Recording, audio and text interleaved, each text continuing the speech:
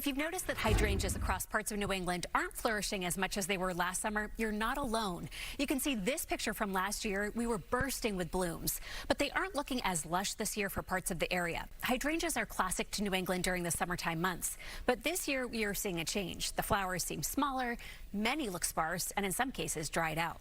I spoke with Jessica Zander from You Can Do It Gardening. She says the weather that helped hydrangeas thrive last year is exactly why they're struggling now. I feel like, I've been trying to manage people's expectations, that we're just not going to get that every year. And I think it's really tough for people to grapple with. And a lot of folks have disappointed faces on this year, I must say. We had a very mild winter in 2024, and we did kind of in 2025, but we had more cold snaps, particularly in the spring.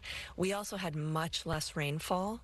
And that is the key right there, I think, because we've got these divas like a lot of moisture. We had 20 inches in the spring of 2024 and 14 and a half in the same time period.